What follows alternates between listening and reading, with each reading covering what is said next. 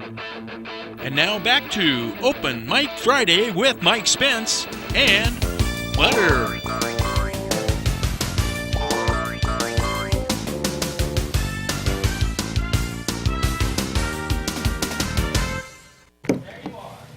Welcome back, Open Mic Friday with Louis Boitano.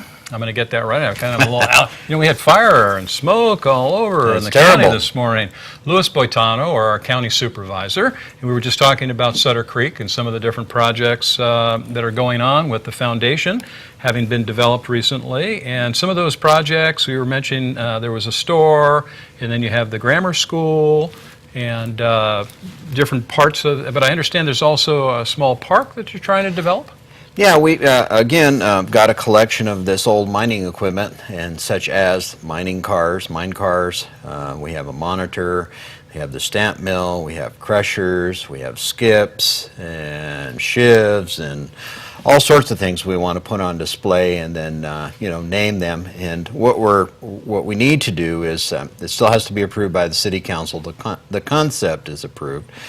Find a place for it, and then we have to vet it out in the public hearing process in case people have any objections or whatever. But I think it will be a great attraction to people coming into town. And I'll say, oh, well, let's stop and take a look at this stuff. And then, oh, well, maybe we'll go down and have some wine tasting or have lunch, and I think it's important. And, mining's our history. That's what put Amador County on the map, is mining, and the deep gold mines are all around us in town, as well as here in Jackson and all over. Well, the tourism thing is so critically important, and mining does bring them here. But you also have the Wine on Main now, the theme for, 7 new? Yeah, something like that. Probably up to 7 now with the wine groups that are. One of these days I'll have to go down and see if I can hit all 7 and make it home on foot. I didn't realize all of a sudden we went from like 3 to 7. It's really kind of growing in there. You're doing a great job with the vibrancy of adding those different locations. It's really good. Some evenings they have a locals night and they have hors d'oeuvres, and you go down and have a glass of wine, talk with people, have some nice hors d'oeuvres, and they're talking about maybe rotating that through each one of the different wine tasting facilities down there, and I think it's a great idea. But you keep it, it's not like Murphy's when you say, have an evening, you're going into 2, 3 o'clock in the morning. Sutter Creek really rolls up 9, 10 o'clock at night. It's a nice, quiet environment. You've been able to maintain that balance. There's not a lot of heavy nightlife, although there's a lot to do down there into the evenings, and it's wonderful to have you have all the dinner houses there, and, it starts to, say 9:30, 10 o'clock, it starts to filter out, and people are heading home. You're not trying to create another Murphy's where you have the party scene and the whole thing going on.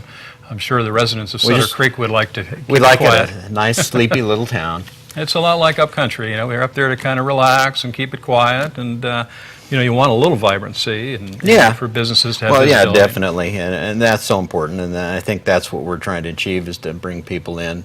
And we want it to be kind of, it is a destination, let's face it. People come to Sutter Creek because it's a cute little town. And, it's the same could be said for Murphy's. So there's a lot more to do there in Murphy's, but, apples and oranges there, I think. Yeah, it is very different. We have much better wine, number one. Absolutely. I don't think we have a single good wine in Calaveras County. I'll say that on the air because it's true. They might have one that I'm unaware of, I'm sure. But, we do have a different wine situation, but also the lodging that Sutter Creek offers in terms of all those bed and breakfasts. If visitors are coming to Amador County in general, they really do need to go to Sutter Creek. I mean, you have an automatic, it's kind of an easy pull to get them down there because they have so much lodging.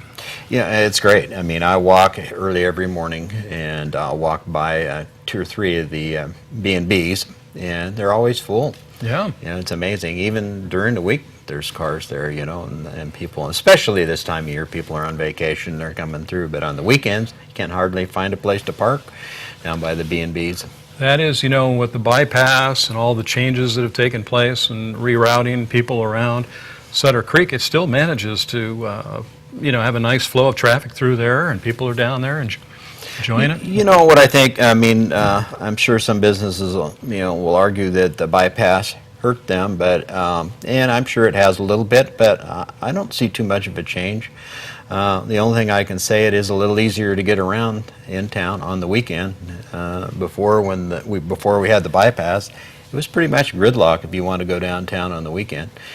Say if I'm working on my house and I want to go buy some lumber, in the Martell area, it's hard to get through town. It's kind of distressing when you go over to Sonora and, it's bumper-to-bumper traffic, and, it's easier to jaywalk in Sutter Creek now because you can walk across the street without worrying about, a big truck coming by or your mirrors, pulling your mirrors in every time you park. It used to be a little tight in there. And, oh, yeah. And if you watch, these other towns like Sonora and the traffic situation, it's got to be a concern, I'm sure, for a lot of areas. The other parts of your district, Louis, up there in Pine Grove, I know they have kind of a civic improvement program too that you can join for a little less, and they're doing projects similar to what they're... Yeah, they have the Improvement Club, Pine Grove Civic Improvement Club, and the council's taking a little rest from their meetings, but they still have their Improvement Club, and they work on the hall and different projects in town. They've been landscaping and things like that, especially around the school, and make it look nice up there. The programs make all the difference. Having small committees doing that or any type of foundation work, that's what makes all the difference in the area. The beauty of Amador County is that there's no shortage of volunteers to get the job done. That's and right. It's always been that way. Just being able to coordinate them and get the projects done. When you say the city of Sutter Creek, I've never quite figured it out. Like Pine Grove is not a city. It's not. And is Sutter Creek really a city? Or yes, it is. It's incorporated. So it says the city of Sutter Creek, but it is truly they incorporated in, it was either, I want to say 1919 or 1909. I hope nobody's going to give me a grade on this, but they are incorporated. Because I don't think we have too many cities. Most of them are towns. I know up in Pioneer and everywhere from Pine Grove up is all just townships. Well, we have 5 cities in Amador County that are incorporated, as opposed to Calaveras County has 1 city that's incorporated in the whole county, and that's Angels Camp. So we have Plymouth, Amador City, Sutter Creek, Ione, Jackson, and Plymouth. Thanks. Oh, I don't want to forget Plymouth. Well, that's an important town because it is. My grandfather was born in Plymouth in 1888. So Plymouth grows on you. Obviously, it's the gateway to the wine country, and their downtown area is still developing, and very slowly but nicely. And their homes are out there that are all being gentrified. It's a changing area too. Yeah, they're doing a great job in Plymouth. I like the downtown. I don't get over there too often, but I was over there quite a bit during the fair, and we do go over there from time to time and go to the valley, and they're doing it up right. And the valley is, the last 30 years, the valley has really blossomed. Oh, yeah. There. Well, agriculture, is a huge draw, and obviously recreation and a number of different things with our county. But that, the wine country is one of my biggest things. We have the Big Crush coming up again. I can't believe it. It's been a year. I think we just did the promotion for the Big Crush, and we were just talking about it the other day. So it's kind of hard to keep up with it. I can't believe a year has gone by. But we have a lot of events coming up.